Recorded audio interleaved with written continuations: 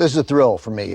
Paul Giamatti here on TCM. Well, it's a thrill for me, sir. Thank you. We're at the beautiful United Palace Theater in Washington Heights Extraordinary. in Upper Manhattan. And this is a palace. Yeah, it It's a really movie is. palace. It's kind of amazing work on the ceiling. It's beautiful. Yeah, I don't know it's if they still do movies here, but it would be They great do. to see. Oh, they Do still. Yeah, they still. My God, yeah, it'd be amazing to see a movie here. So you're here to program a couple of movies, and you've picked two terrific films. We'll get to them momentarily, but you're a two-time Academy Award nominee, most recently for the Alexander Payne film The Holdovers, which was wonderful. Earlier, Ron Howard film Cinderella Man, but Sideways, Win-Win. You are one of those actors who, if Paul Giamatti's in the movie, it instantly becomes worth seeing. Really? That's very nice to hear. Thank Do you very you ever much. think, you must realize that and be aware of I that. don't know. I just feel lucky to have been in a lot of movies that if I happen to see it, I might watch it on TV, not just to look at myself, but to actually watch the movie. There's some good movies, so I'm lucky in that way. So the first movie you've picked is from 1962, Carnival of Souls. Correct. Produced and directed by Herc Harvey. Herc Harvey. This movie important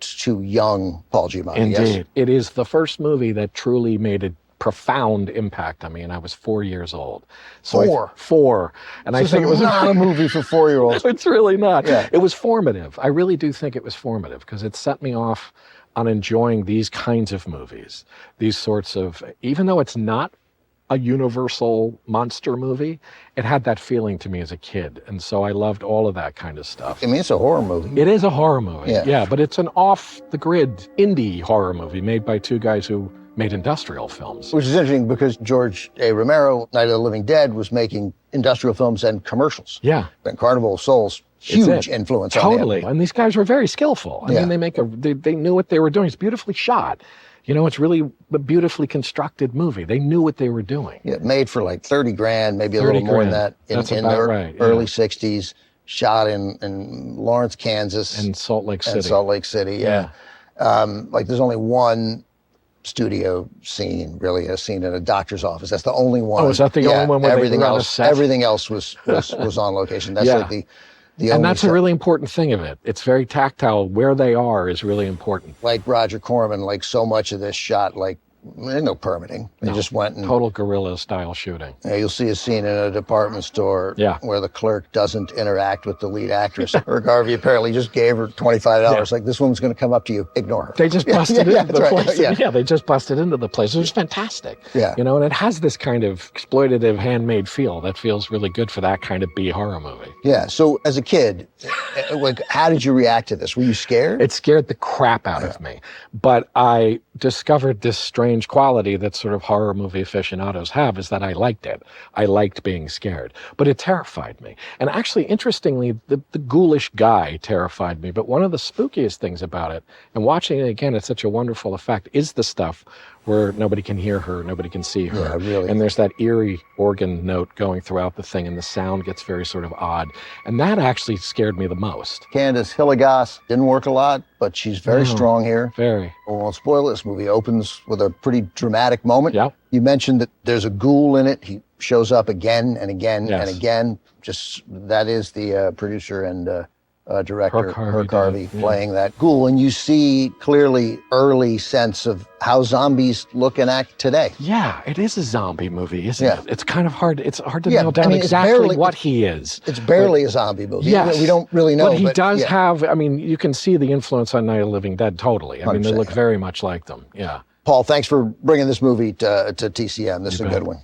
We'll watch it now. Paul and I will be back after the film with much more. Here it is from 1962, starring Candice Hillegas, produced and directed by Herc Harvey, Carnival of Souls. All right, so we're back. Now, just dying to, we could, in the intro, we couldn't barely talk about anything in the movie without that's the giving it away. problem. So you said a moment ago, right before we started, so she's dead, and obviously she's dead now, but was she?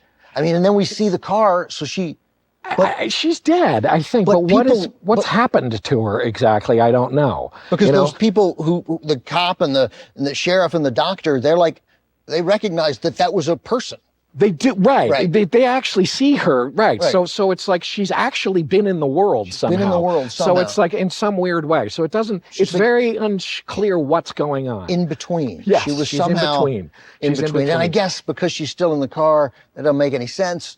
But whatever. It doesn't matter. Right. Doesn't matter. Just it's fantastical in a way that really works. What I always wonder is, who is the guy? Like, what is he? Is he death? He's not the devil, although it's suggested he could be. He's not a figment of her imagination. But what is he? We don't know. I mean, he is clearly calling to her. He's clearly Yes. telling her, this is where you belong. should be here. Right, dancing with us. Frankly, the Carnival of Souls looks like it's more fun than the actual real world, which is kind of a nightmare. Yeah, the real world was Yeah. filled with some jackbags. This was not a creeps. it was not a great place. No, she's menaced all the time. Yeah. You know, the guy who plays the neighbor, though, went on to become a kind of a revered acting teacher. His name was Sidney Berger. And I don't know why he didn't go on to do more, because he's kind of great at playing this skeevy sort of guy that he plays. Yeah, and the moment that you know how terrified she is when she's begging that guy to stay. Yes. Yeah. You gotta stop him. He's after me again. I'm getting Now you have to go. Not me, sister.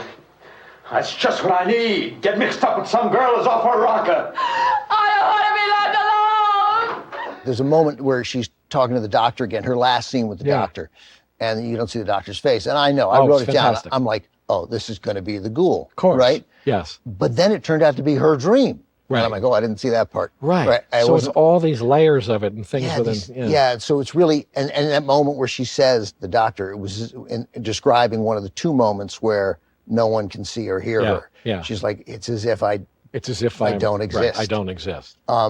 And so at times she did exist. She was with that She guy. was actually there. Yeah. So and it's, there's it's also a real world thing happening. There's a moment where she throws a coin into the pool or some Yes. body of water. Right. And we see the ghoul underneath, but she She doesn't. Yeah. So So all it's these constantly decisions. shifting. No. Yeah, It's and I'm constantly curious shifting. whether that's How all much is thought intentional? out, and how much are they like, yeah, let's put him under the pool. But how much Yeah. of what's great about this movie is Right. intentional and I don't know. I mean, Yeah. if a lot of it feels accidental, a lot of it feels like happenstance, and it all just fits together into this bizarre package that makes the whole thing work. Beginning of that first scene where we see Candace Illigas in the car, you know, and my sense was she's supposed to be afraid, like wanting to tell her friend, hey, don't get into a drag race with these Yes. buffoons, right? Right, yeah. And I didn't see a lot of fear, and I thought, oh, she's not going to be up to this job. But wrong again, No, Bob. she's She was fantastic. great, yeah. Yeah. She didn't do much, but I mean, she's still around. Like she did some voiceover work a few years ago. Meisner trained. She was Meisner and Strasberg trained. So Yeah, she was the real deal. Yeah, and frequently she's got to come up with these moments of terror with nothing to act Nothing, off, right? totally, Like, you yeah. see that and think, that's hard, That right? is hard. Yeah. All of it's hard. And knowing that they were shooting it fast and on the fly. Herc Harvey, his crew, he had 5 people on the crew, I amazing. think, counting him. So that I imagine the writer John Clifford was around helping. That in the auto body shop where she rushes at the end when she's trying to get out of town as quick as she can. The mechanic who helps and puts the car up, that was the editor. Sure. They're guys who know how to use what's available to them. Yeah. Paul, thanks very much. Yes, sir. Stay with us. Paul is not done. Coming up, part 2 of his double feature from 1968, directed by Roman Polanski, John Cassavetes. I got to say Mia Farrow first. So Mia Farrow and John Cassavetes in Rosemary's Baby. It's next on TCM. Next on TCM, Rosemary's Baby, then The Undercover Man, and later, The Song Remains the Same. Get the lead out with TCM tonight.